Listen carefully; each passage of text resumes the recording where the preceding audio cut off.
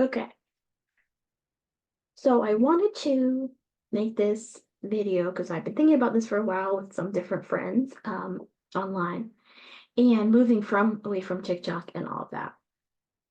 So I wanted to give some basic ground rules before I kind of dive into this deeply.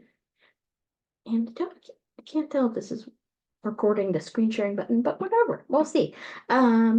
So I kind of, was thinking about being like perfectionistic about like editing everything and all of that. And I said, well, part of what I liked about TikTok was this sort of being extemporaneous and just getting my thoughts out there, even if they're kind of rambly, and esoteric and all over the place. Um, and less scripted and polished and like, all of that. So I probably they're not gonna be like fancy transitions and like editing montages and stuff. Unless I feel like it.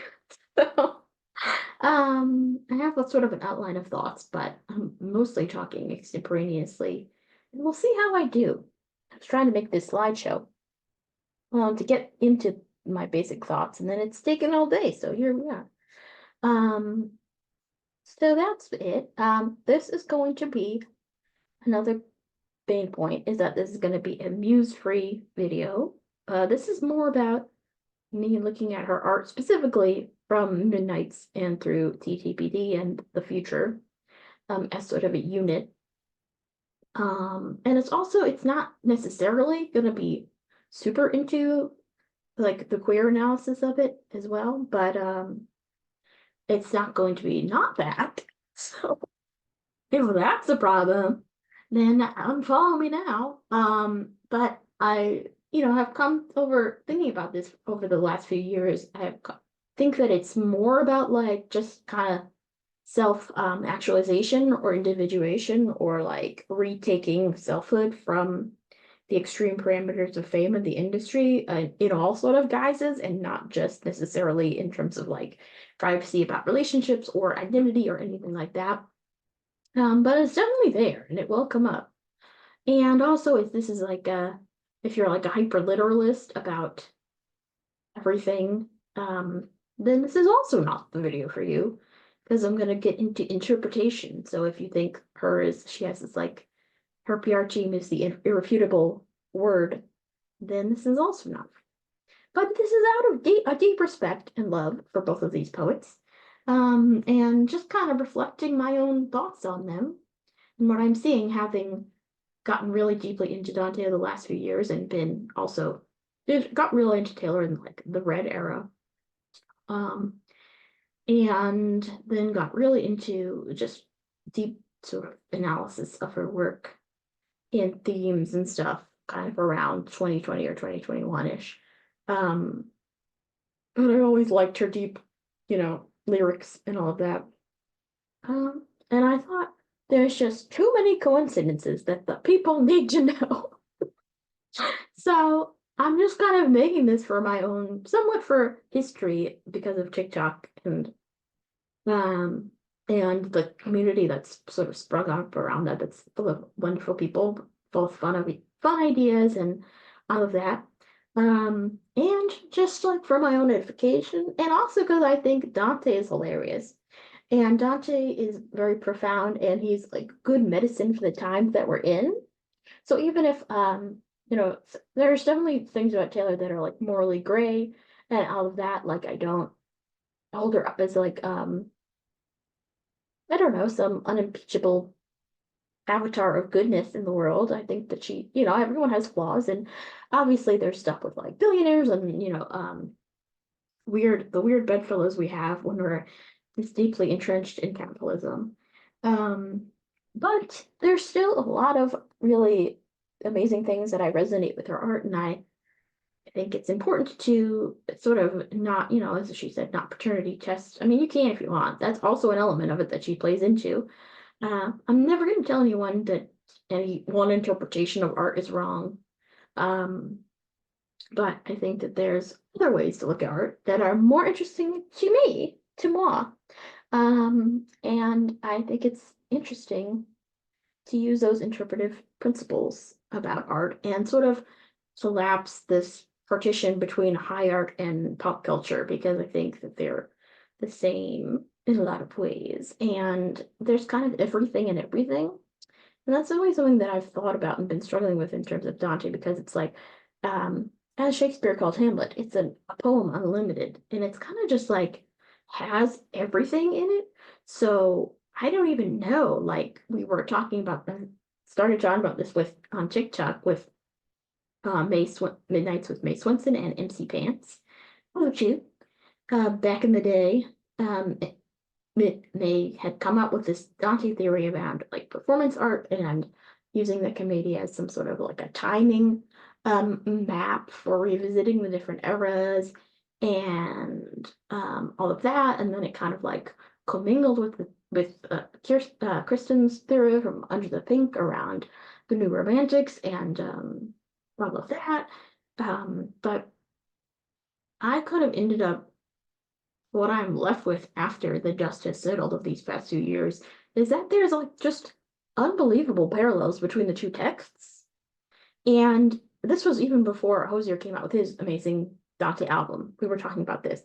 And I had kind of thought about it just like in passing about because of folklore coming out at the same time that I was starting to really read Dante, and I was thinking about the song Exile, and that was kind of hilarious about how Dante would appreciate that song because that's one of his like big themes that he's processing through his writing is this idea of exile, and then later in Paradise he really comes to this idea of like exile being intrinsic in poetry, which I find really fascinating.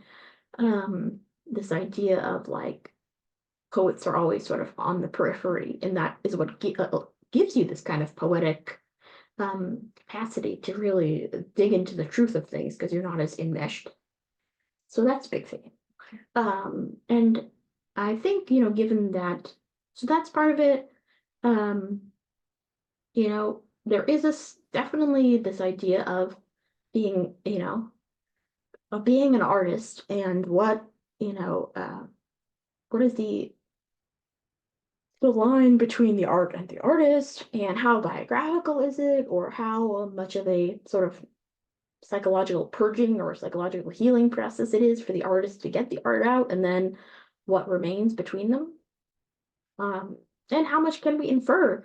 This is a problem that people have a lot with Dante and Shakespeare too. It's like, how much can you infer about the person who wrote this from the artwork, Some people are against it, some people are for it, some people are in the middle ground, kind of in the middle ground, I think great writers can write about things that they haven't experienced.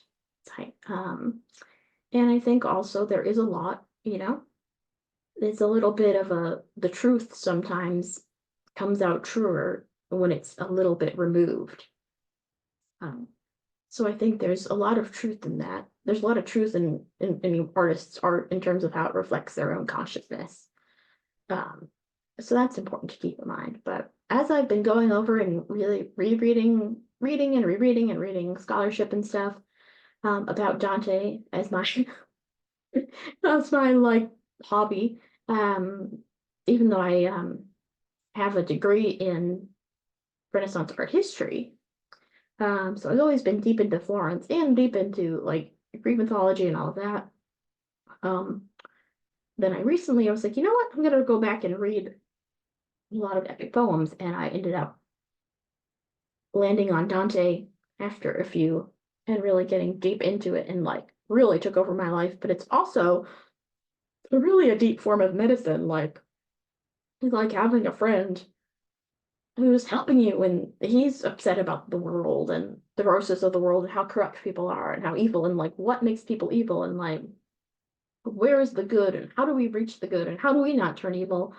And so that's all stuff that I've always been thinking about. And I also always love literary depictions of the underworld, even from, the part in the Odyssey and the Aeneid and, all these different, Sumerian myths and all of that, and like the birth, death, rebirth thing and all of that whole cycle. So that Jungian, interpretation of fairy tales and all of that from like women who run the clubs.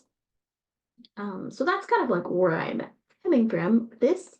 Also, I'm into like astrology and esoteric like imagery and like alchemy and tarot and all of that. So some of that might come in too. But I do want to make it like somewhat scholarly, but somewhat like approachable because I do feel like it's like there's a barrier of entry. Like you have to learn, get used to the language of Dante, and then you like really can get it and it could click. Um, and so I think it's and just like noticing different parallels between Dante's style that he came poetry style and the idea of courtly love that he kind of was of the time of before he really devoted himself to the commedia was just crazy parallels between that and Taylor. So it's interesting. And I have more fleshed out purgatory stuff.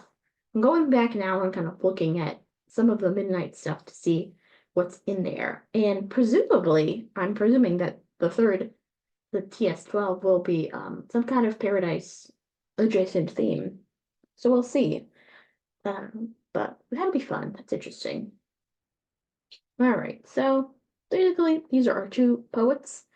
Um, Dante starts off his poem in the middle of a dark wood, and this is from the Tortured Poets photo shoot.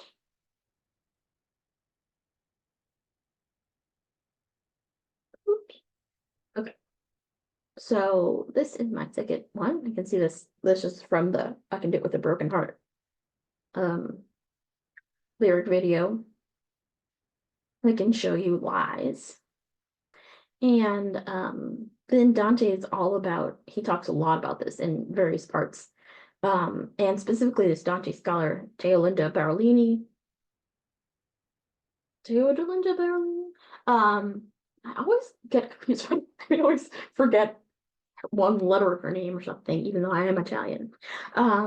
She has this several amazing books and a great online course that's free from Columbia and called Digital Dante, and she has two books that I have, and The Undivine Comedy, which is one book, has a really good chapter on like Dante as an unreliable narrator, and also Dante as his idea of, you know, hell and truth, and like what he's presenting his poem as completely unvarnished truth, like I just woke up and I was in hell and this is my faithful recounting of it. But of course he's like constructing the entire reality of it and writing everything and sort of playing God in this whole scene and constructing everything and then continually making us forget that he's the narrator who's constructing the entire world. And then he talks about like art and verisimilitude and is it, you know, what is art? Is art profane? Is art, you know, since God was the creator of everything, then is it sort of an insult to create things that are sort of a shadow of that? And then also I'm gonna get like Dante's kind of he's pretty heretical as a Catholic, but he does get into theological doctrine. But I was sort of raised Catholic, but I'm not really that Catholic at all. And I'm very like all over the map in terms of finding different paths towards spirituality and all that. So I'm talking about theological stuff, but don't feel like I believe in it necessarily. But I'm interested in it because more almost from like an academic point of view, through knowing so much from art history, from Renaissance art history. So there's gonna be that. So if you don't like talking about that, then you can guess where those parts, I guess. That's gonna come up.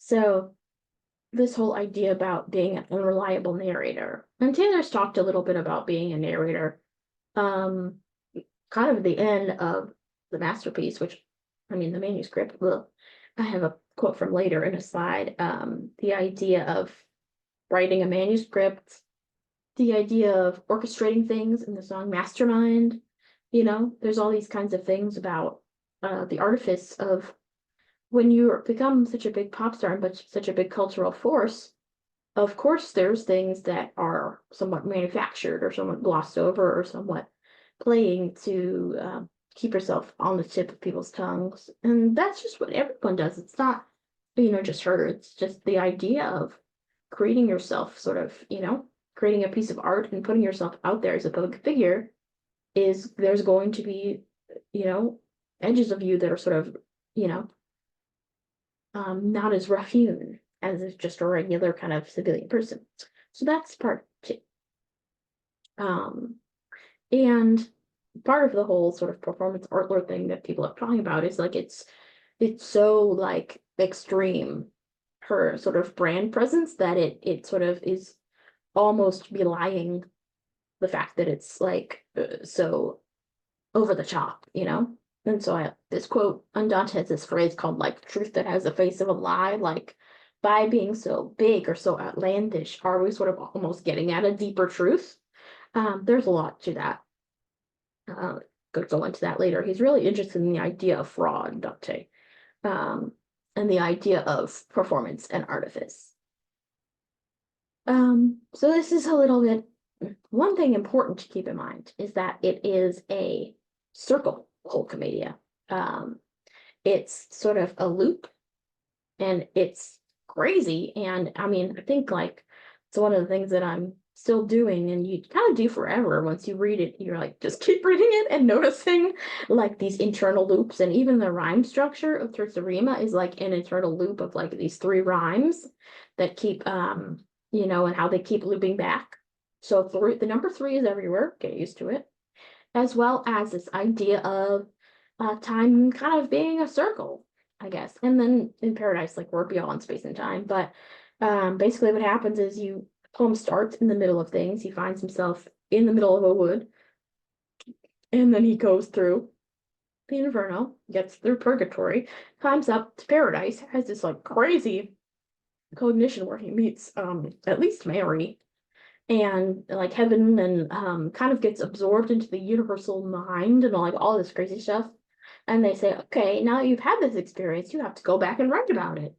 So then you go loop back to the beginning, and he says he's writing from having experienced it.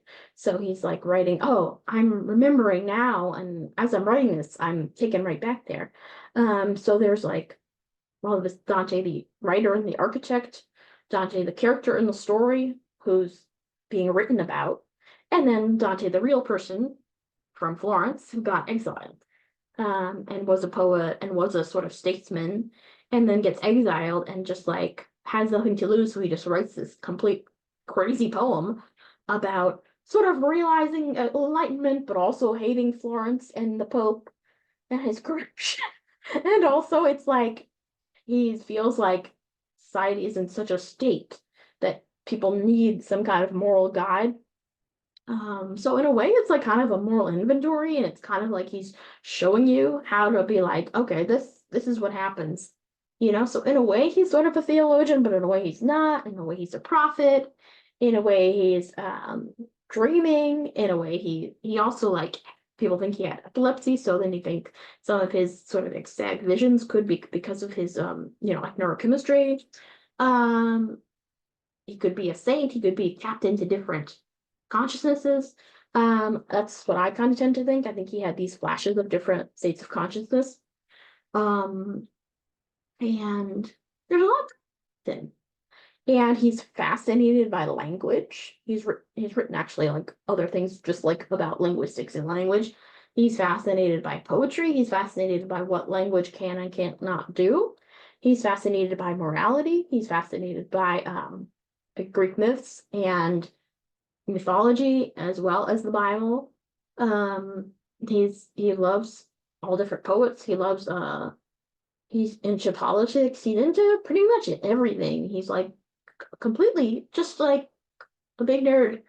And he's also, I find him hilarious, and I find he can be incredibly biting and satirical, and incredibly viscerally horrifying, and incredibly morally elevated, and incredibly spiritually like amazingly blissed out. So it's like it's a poem that you can reach for like at any moment of your life. And the other one I really do that with is the Bhagavad Gita, as well, from the Vedic texts,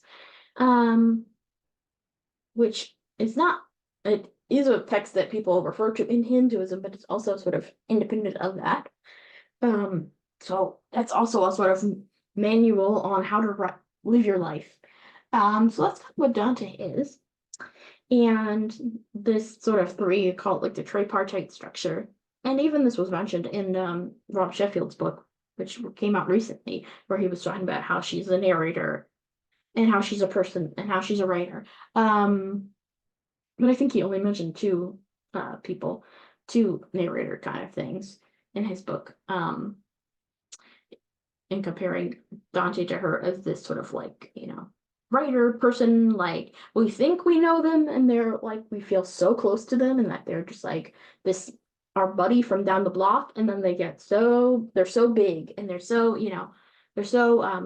out there and all of that. And then also there's this whole thing with that which I wrote here too, Negredo, Albedo, Rubedo, which is a whole other thing. That's the which I've been talking about to anyone who will listen about for a long time, about it's kind of this like alchemical lens through which to view literature and art. When alchemy was this idea of these people, these magicians, kind of chemists of the time. I don't know when it really started. It's kind of hard to figure out. But there's this idea of, like, can you metamorphosize through a variety of experiments? Can you take lead and make it into gold? It's basically what they're trying to do. And then it became this whole like metaphor for like Jungian psychoanalysis and all of that, and like spiritual awakening and enlightenment. So it's like taking this sort of coarse person and making their soul like aligned with the unified soul of like whatever deity is out there. So there's also like a lot of sort of stylistic cues. Specifically, I noticed this really in the Bejeweled music video. So that's gonna be a whole other video. But just note that there's three basically three stages, and there's like one where they like burn a lot out of they burn the it's like the charred remains of they call it the prima materia, which is the negredo, and then the albedo is more of like a watery purification-y situation, and then the rubedo is a fiery purification that leads to sort of enlightenment. Those are the basic three phases of that, and I would argue that we are in this three-act structure, and each of them is following that. So I would argue that based on this premise, Act 3 will be a rubedo, which we are already somewhat seeing some signs of, because there's a lot of like red and purple and gold going on right now, which is a classic rubedo thing. So we shall see what's happening. We probably, if we follow the same pattern, we probably aren't going to get TS12 until next year. So we shall see. So that's but it's also important that it's a loop, so it's like a recursive loop where everything is kind of constantly commenting on itself, like it's not a linear thing.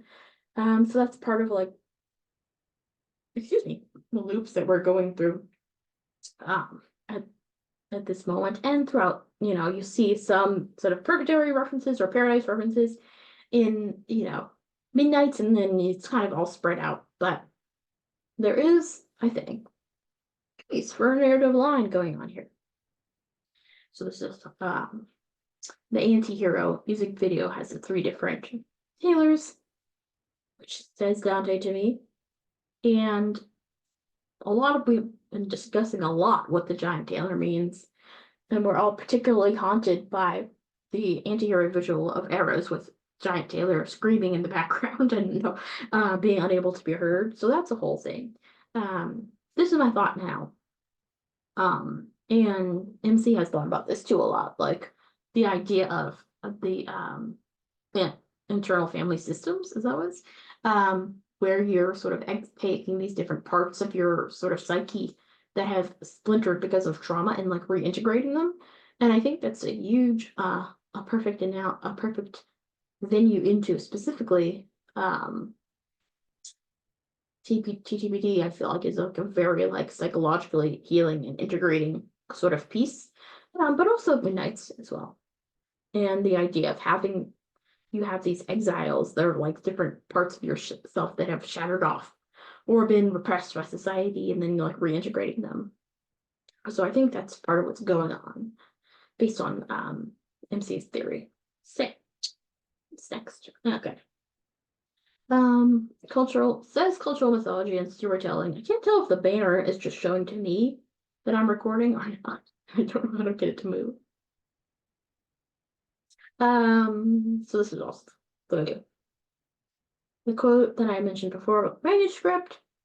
Um, Specifically thinking about this in our current era of Super Bowl anticipation and wondering what's going to happen with that, if there's going to be some kind of a show of a proposal, which would somewhat fit in with the alchemical stuff, because that involves like a marriage and all of that, or this idea of like it being so picture perfect that it's fake, and commenting on a larger thing. Um, we'll see. And we've been talking a lot about the hero's journey as well as the heroine's journey. And just kind of this death rebirth cycle of like and kind of pointing to the fact that this we've been sent down these rabbit holes as a way of just, and like nerds with pattern recognition, people, we want to be researching rabbit holes with different myths and like whatever, these exile or these creative, whatever creative directors or like council of geniuses that keeps planting them all throughout Taylor's work. There's just so many that you could go down and be like and talk like write a master's thesis on one thing. So it's crazy. But I've always been interested in like myths and cultural storytelling and like what images mean and how images are so packed with meaning. And like cultural resonance and how images change in different cultures and like the overwhelming sort of cultural hegemony or these narratives of like what is quote unquote normal in society, and what diverges from that and like queer coding and all of that. So into that. So this is just another picture from Karma music video as well as a Dante illustration from Gustave Doré.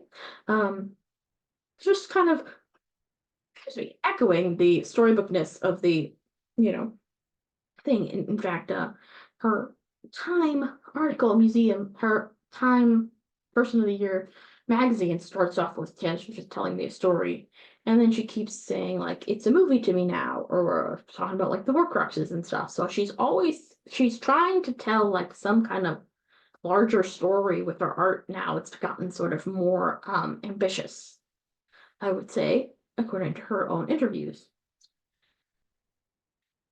Some interpretive principles also. And this is sort of not exhaustive, but I wanted to put these here because I wanted to say that even if she didn't plan all this, I still think it's fun to think about. And also, like, we had problems with people not understanding what literary analysis was on TikTok and thinking we were starting a cult.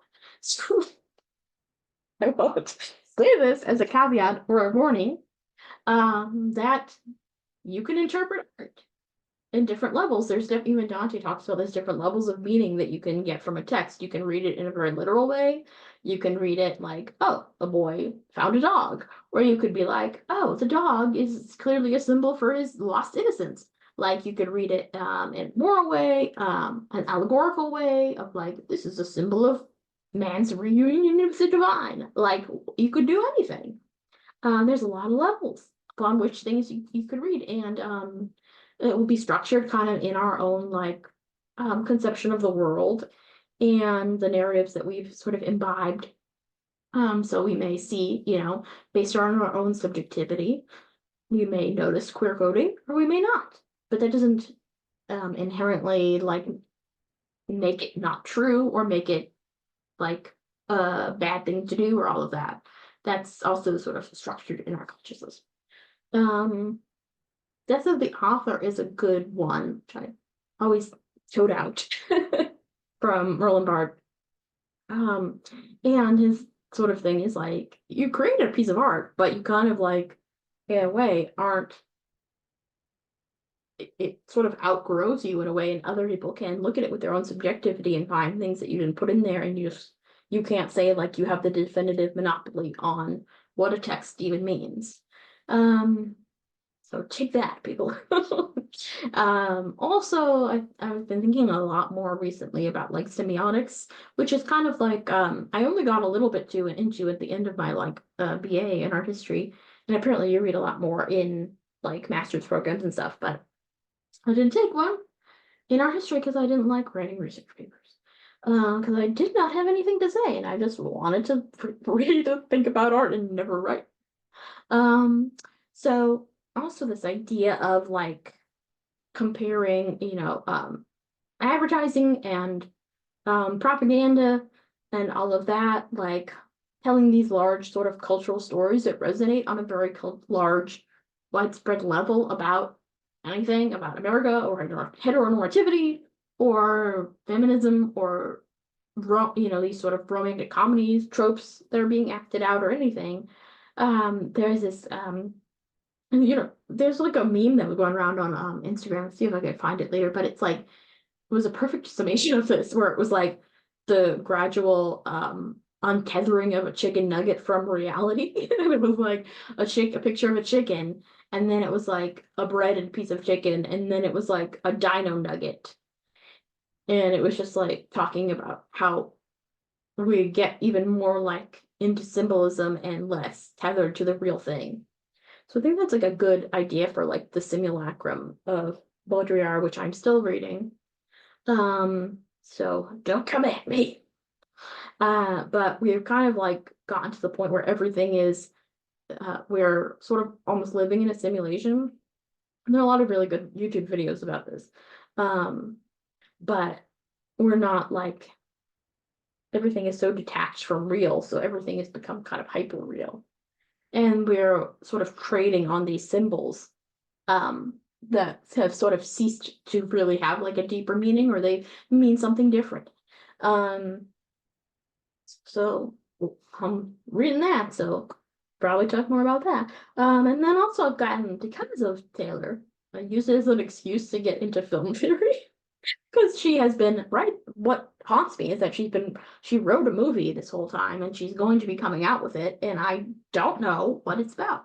I have some guesses, but I'm very interested to see like what she says with it and what sort of the style is. But I've used an excuse to get into film theory myself, which is sort of a little bit similar to art history, which I didn't really realize, but some of the similar interpretive principles and stuff, but fascinating stuff. And I thought this was specifically good, this narrative, the idea of Roland Barthes also in his book, he has a book called Mythologies, which is all about like kind of propaganda and kind of like how symbols get meaning in cultures, kind of. And like why, like all these things that we take for granted, like why do we associate things that we associate them with? Really fascinating. And then he kind of builds on that as well. But this idea of that everything is telling a narrative. There is narrative in myth, legends, fables, fairy tales, novellas, novels, history, pantomime, pictures, conversations. Like there's always a story going on, and we just have to, if we're aware, then we can recognize the story. And I think that's also really important in terms of like media literacy and in terms of like the humanities being underfunded deliberately and literacy being underfunded deliberately. Like it's important to notice like when you're in something, kind of like that example of like two fish are swimming in water, and one fish is like, you know, look at this water, and the other fish is like, we're in water. So it's kind of like these things that you don't even recognize that you're in until you're in them, and you're like life could be different, or society could be different, or like, it's like kind of almost the limits of consciousness kind of falling into these narrowly prescribed lanes. But if you just start to think a little bit, or read more, you listen more, you talk to people from different backgrounds of life and stuff, like you realize there's a lot more, anything that says like you should be narrow down this narrower and narrower path where everyone is against you is not your friends. So that also, and then also I've got part of the cinema thing too is like I was trying to see if I could find Easter eggs, and I found a lot of them, and that's gonna be another video. But this is a really good video and also a great channel that I really like. This guy is a hero, this film professor, talking about breaking down these very like intense film concepts. And this was a really good one. And it really specifically reminded me of Dante, Andre Bazan's The Myth of Total Cinema. And just go watch the video. I was gonna quote it more, and then I was like, you could just go watch the video. But this specifically, I'm thinking of a part in Purgatory where Dante is like describing something that looks a lot like a movie. And this was like in the 1300s, so he was talking about like there's this marble sculpture, and then it moves, and then it's like lighted, and it's also giving off a smell, and you feel like you're watching like a miniature scene playing over and over. Um, and in general too, like Dante is very like multi-sensory. Like he really makes you into this very visceral world where you can see it and you can hear it and you can smell it and you can feel it. And it's like a complete attack on all of your senses. It's not just like blah, boring book. You feel like you're like, he took me there. And various places, in hell you really feel it, and then in purgatory you feel it's like wild, his imagination and his ability to convey a very tangible sense of place. So he's kind of like Shakespeare in that he's like very high language sometimes, but also very low language, and also it's like some of it you just feel like you're like walking around, in the underworld with him, and it's just like there are devils that are farting. It's just like very like completely takes you there. And I would argue that Taylor also tries to do that in that she, the fabrics, and she even like piped in different smells during the Eras tour of like the salt breeze or lavender and the lights and the dancing and the fabric and the music and all of that, and like the visuals on the stage and the visuals in the background and the Easter eggs, and she's trying to make this like very like comprehensive world that's not just the music. And here is two interviews of her talking about that. Sorry, this looks like a ransom note, but I was clipping these captions from YouTube. This was from a video she did about me during Lover, talking about Easter hunts. And she said, I'm always trying to expand the experience from just being an audio one. Like if I can turn it into something that feels symbolic or seems like a scavenger hunt or seems like a brain game or feels like somehow somehow symbolic. That's the goal for me. I just want to entertain people on as many levels as I possibly can. And then this is another one, which she says about hinting at things 3 years in advance. And this was 3 years ago, so we should be scared, I guess. And she was talking about Easter eggs again, saying, and then I started thinking about how do I hint at things? How far is too far? Can I hint at something 3 years in advance? Can I plan things that far out? I think I'm going to try to do it. So to this, I would say, to people who say, stop analyzing her so deeply. Everything doesn't mean everything. I'm like, but everything can mean something. And why not? And I recently learned that is what Deleuze calls the rhizome, I believe. This idea of like being creative with your thought processes, and everything can kind of like almost a bit in the idea of like the mushrooms and like how they're sort of spores that that aren't like, it's not like a hierarchy, it's just like different things spinning off different things, and that's like how you grow a big network of thought. So that's I felt very validated by that because I just naturally kind of do that in my brain. I'm like, this, ooh, this, ooh, this, and read this. Oh, this reminds you of this. So this reminds you of this. So that's what I'm like. And so I enjoy it. I'm not as interested in like the number stuff. Like I know there's a lot of like numerology and like number stuff and dates and all that. I'm not interested in that. People get into it. Far be it from me to deny anyone their fun. I'm just not that interested in it, but I'm interested in the idea of like, leaving Easter eggs through clothing and clothing names and colors and, like titles and allusions and all of that. Also this is more about the midnight stuff, about why these three people in the coats giving her the finger are beckoning to her with sighs, and they could be the three beasts in the inferno that block Dante from the mountain that he's climbing and make him go through the hell. Just a thought randomly. I was going back in the nights, seeing the Karma music video, which I did a deep dive on the Easter eggs of my TikTok page, which is, I have downloaded everything and deleted it, so I will be kind of redoing it a little bit. I'm going from gold, or the Bruvedo, into the Inferno. And this was, we had been talking about this before she even did this, and then we were like, she's in hell, just like we knew. Oh, and then the other thing that that May had said was, one of the things that tips her off about it was midnights become my afternoons.